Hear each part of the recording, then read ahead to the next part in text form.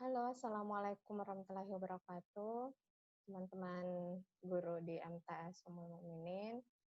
Hari ini saya akan memberikan beberapa panduan dalam mengawali tahun ajaran baru kita nantinya pada bulan Agustus ini, insya Allah. Sebenarnya penyampaian ini ingin saya sampaikan secara langsung kepada rekan-rekan, namun karena tidak memungkinkan untuk bertemu secara langsung, maka video ini saya buat paling tidak untuk menjadi bahan awal bagi teman-teman nantinya memulai tahun ajaran baru. Seperti itu. Jadi kalau ada yang kurang jelas nanti di penjelasan saya, silahkan japri, nanti akan saya jawab ya. Gitu.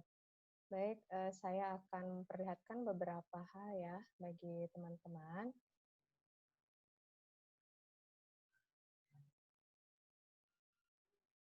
Nah, kita mulai dari sini ya.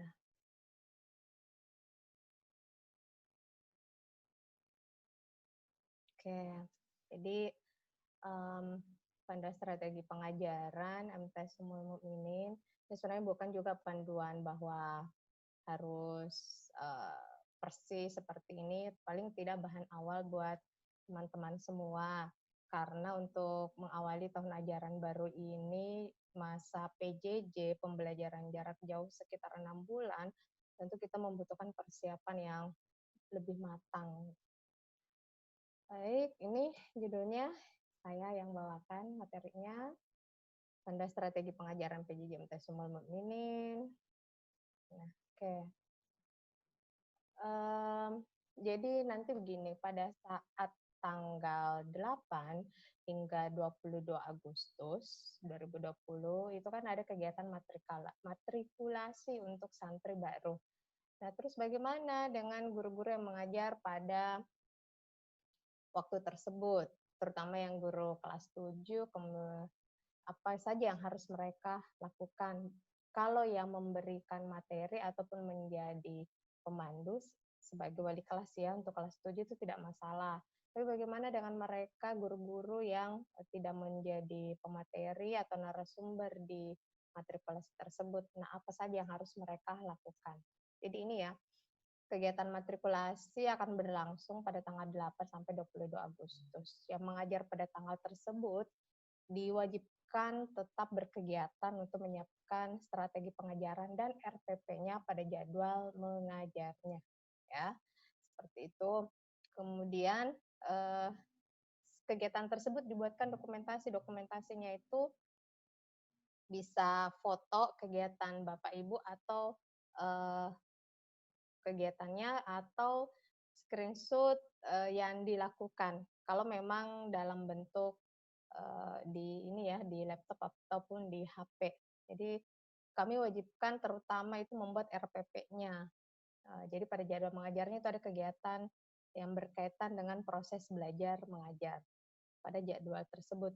Nah, bukti tersebutlah yang Bapak Ibu guru kirimkan ke wali kelas untuk menjadi pegangan bagi wali kelas yang akan membuat laporan per pekan, dan nantinya itu akan dikirim ke saya menjadi bukti bahwa Bapak Ibu tetap melakukan kegiatan yang berkaitan dengan proses belajar mengajar, dan honor Bapak Ibu akan tetap dihitung ya bagi guru kelas 7. Nah, kemudian bagaimana dengan yang guru kelas 8 dan 9? Kemungkinannya nanti ada guru kelas 8 dan 9 mengisi materi ya, ataupun menjadi pendamping pada saat jadwal mengajarnya nih di kelas 9. Itu diharapkan tetap apabila ada guru kelas 8 dan 9 mengisi materi saat matrikulasi bersamaan waktu mengajarnya, silakan mengganti jam mengajarnya di waktu lain atau bertukar jadwal dengan guru lain. Jadi intinya tetap mengajar pada satu pekan itu. Karena nanti jadwalnya itu hanya 1 kali 1 pekan ya. Nanti akan saya sampaikan tentang jadwalnya. Kemudian di luar itu tetap menyiapkan perangkat pembelajarannya, yaitu RPP Merdeka Belajar. Nah, mengenai tentang seperti apa itu RPP Merdeka Belajar, saya sudah share di grup di grup kita MTS ini tentang bagaimana RPP Merdeka Belajar. Jadi silahkan membuat sesuai dengan surat edaran Menteri Pendidikan, buat seperti itu. Nanti saya akan menagih kemungkinan 1 pekan begitu. Jadi dari sekarang sudah bisa disusun ya. 1 pekan dimulainya tahun ajaran baru, saya akan mulai meminta per materi.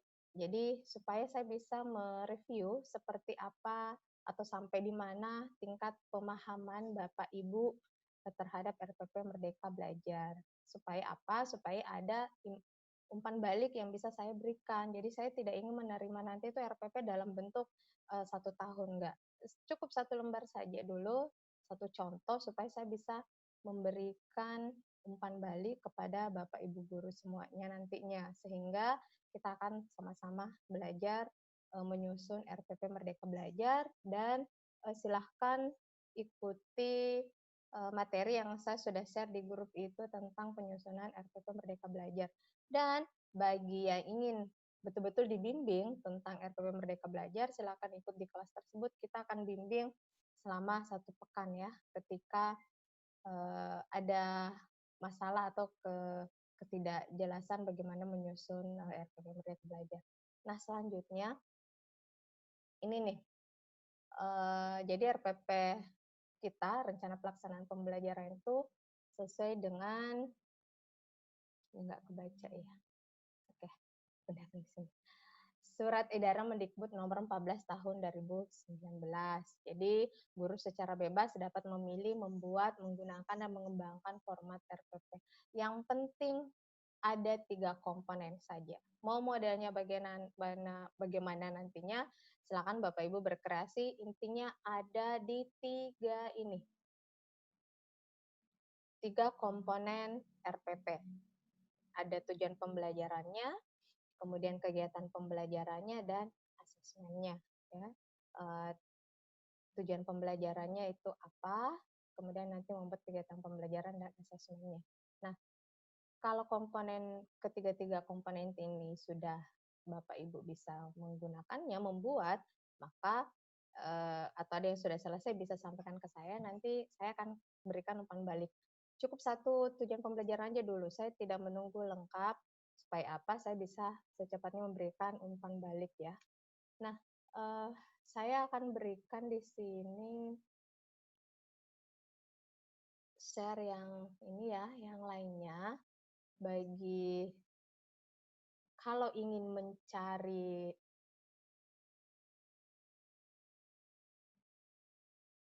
contoh-contoh RPP Merdeka Belajar, nah silakan masuk ke webnya ini, Guru Berbagi Kemendikbud.go.id. Ini ya, silakan masuk di sini. Kemudian nanti akan ada pilihan, jadi saya ulang dulu ya. Nah ini, tampilan awalnya akan seperti ini. Silakan nanti ketik saja seperti ini, Guru Berbagi Kemdikbud.go.id. Nah, di dalamnya ini ada berbagai hal, ya. Nah, silakan kalau ingin melihat contoh-contoh RPP Merdeka Belajar, silakan klik RPP di sini.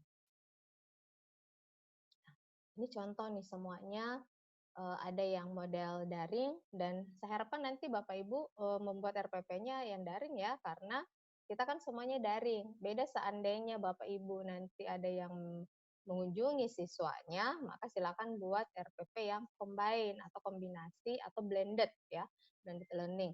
Nah, ini ada contoh nih, silakan nanti dipilih di sini, dipelajari. Saya coba ya. Ini salah satu contoh nih RPP. Nanti Bapak Ibu bisa coba juga. Ini fotonya orang yang bikin. Ya. Nah, kalau kita mau mendownload, silahkan langsung klik ini. Nah, ini ada ya, jelas sekali di sini. Dan ini semua, ini adalah deskripsinya. Silakan kalau penasaran seperti apa model RPP-nya, nanti buka sendiri websitenya di sini ya. Seperti itu. Bapak Ibu akan bisa ini melihat berbagai contohnya. Ini kalau untuk yang cari RPP ya, dan di sini bisa diklik juga untuk mencari RPP yang lain. Nah, oke, saya kembali ke sini ya.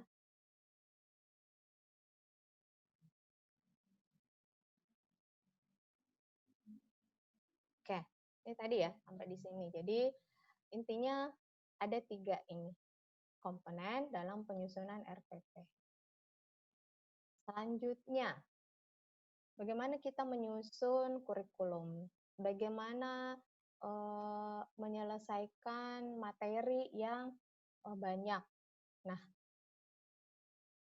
untuk membaca lebih lengkap, saya harapkan Bapak Ibu membuka ini ya, Keputusan Dirjen Pendis nomor 2791 tahun 2020 tentang panduan kurikulum darurat. Di dalamnya lengkap sekali, puluhan lembar, bisa dibaca di situ. Saya hanya menyampaikan di sini ya itemnya. Dalam menyusun kurikulum darurat, dapat melakukan modifikasi dan inovasi KTSP disesuaikan dengan kondisi dan kebutuhan madrasahnya. Madrasah dapat melakukan modifikasi dan inovasi dalam bentuk struktur kurikulum, beban mengajar, strategi pembelajaran, penilaian hasil belajar, dan sebagainya. Jadi maksudnya materi yang Bapak Ibu ingin sampaikan ke anak-anak kita itu silahkan memilih. Jadi kita kan sudah punya SKL ya, standar kompetensi lulusan. Silahkan Bapak Ibu memilih yang mana memang dibutuhkan oleh siswa kita atau murid kita atau santri kita di kehidupannya di sana. Jadi kalau misalnya matematika, materi matematika yang dibutuhkan misalnya perbandingan. Nah, silakan berikan materi perbandingan tersebut. Jangan berpatokan bahwa materi perbandingan nanti ada di semester 2 begitu atau ada di kelas 9, sementara yang mau diajar ini adalah kelas 7. Jadi silakan melihat SKN-nya, kemudian melihat kebutuhan santri kita ya, seperti itu sehingga bisa membuat materi pembelajaran yang memang dibutuhkan oleh santri-santri kita di rumah. Jadi tadi saya kasih contoh tentang perbandingan. Nah, mereka itu bisa langsung mempraktekkan di rumah perbandingan antara berapa sendok gula, berapa sendok kopi, kemudian berapa banyak air, sehingga akan menghasilkan kopi yang enak, gitu kan? Atau pada saat menyapu rumah itu bisa masuk ke tentang mengukur luas ataupun bidang rumah. Nah, jadi silahkan pilih materi yang memang dibutuhkan siswa pada saat itu, dan tentunya sebelum menyampaikan materi silahkan Bapak Ibu berbincang dengan murid-murid kita seperti apa materi yang dibutuhkan di rumahnya. Nah, itu yang akan kita bimbing anak-anak kita. Jadi jangan asal tak kirim-kirim materi begitu, nggak lihat anak-anak butuh atau tidak gitu ya. Seperti itu, Bapak Ibu. Nah, selanjutnya tentang penjelasan jam mengajar. Waktu Zoom dengan Wadir 1 dulu ya, sudah disampaikan bahwa kita hanya akan ada proses pembelajaran online itu dari jam 7.20 pagi sampai jam 11.40 atau 11.50 lah. Intinya sebelum sholat duhur ya. Makanya kita potong 50% waktu Bapak Ibu untuk mengajar. Jadi 1 jam pelajaran perhitungannya 20 menit. Jadi kalau ada yang mengajar 3 jam dalam 1 pekan, maka kalilah 20 menit kali 3, maka begitu waktu online-nya Bapak Ibu bersama dengan murid-murid kita. Terus bagaimana dengan ketika ada penugasan atau ada asesmen yang ingin diselesaikan? Nah, waktu pertemuan dengan Wadir 1 juga sudah disampaikan bahwa setelah duhur itu boleh anak-anak kita sudah titipkan bahwa nanti pada jam sekian silakan belajar mandiri ya, namanya belajar mandiri. Pada saat itu boleh mereka mengirimkan tugasnya kepada guru yang bersangkutan. Jadi nanti dua model bukti pembelajaran Bapak Ibu yang harus dikirimkan ke wali kelas. Ada pada saat online, ada pada saat tidak online ya. Jadi mungkin ada tugasnya siswa. Kalau ada tugasnya, kalau tidak ada ya berarti pada saat online saja. mungkin fotonya mereka lagi buat apa. Nah, itu bisa dijadikan bukti screenshot ke wali kelas. Nanti wali kelas yang akan merekap semuanya, kemudian mengirimkan ke saya. Nah, nanti ini dalam 1 pekan hanya 1 kali pertemuan. Waktunya sudah mencakup akumulasi jumlah jam per pekan. Jadi kalau ada teman-teman yang mengajar dalam 1 pekan 4 jam, maka hitungannya 4 kali 20 menit. Begitulah lamanya Bapak Ibu akan mengajar. Jadi tidak 2 kali pertemuan lagi. Ya, seperti itu. Oke, sekira seperti itu ya, tentang beberapa hal yang harus saya sampaikan ke Bapak Ibu. Kalau ada yang ingin ditanyakan, silakan japri saya ya. Kemudian, mana ini?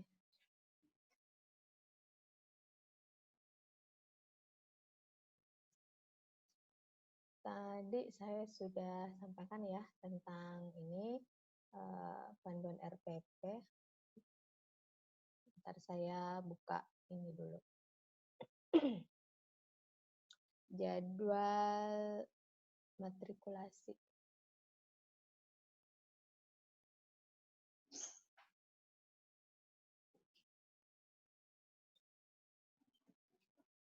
Nah, ini ada jadwal matrikulasi ya, sudah disampaikan oleh penanggung jawab dari matrikulasi. Jadi anak-anak kita nanti itu belajar ini juga pagi sampai siang juga. Nanti setelah itu mereka akan mendapatkan jadwal yang berkaitan dengan kehidupan berasramanya. Saya besar-besarkan sedikit ya, supaya agak besar, kelihatan nggak nih teman-teman? Nah ya, seperti ini contohnya. Ini bagi yang kelas 7 nantinya. Bagi yang kelas 8, 9, itu jadwalnya mana ya?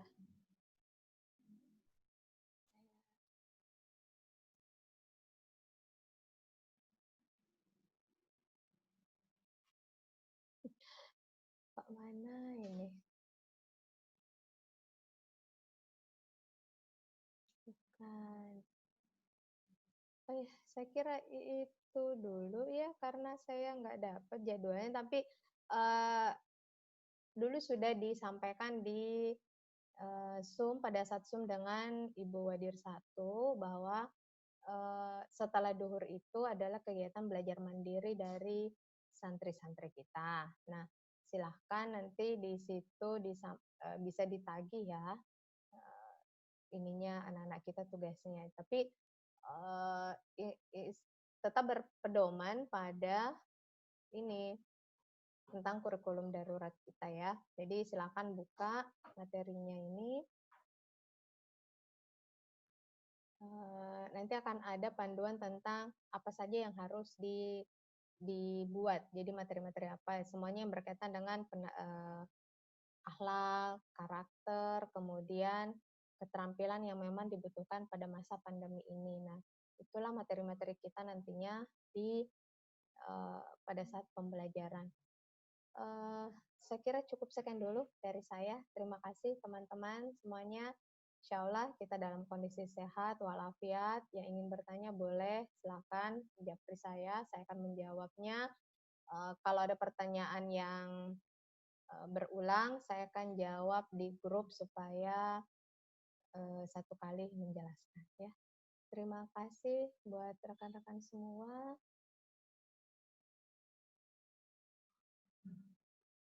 Assalamualaikum warahmatullahi wabarakatuh.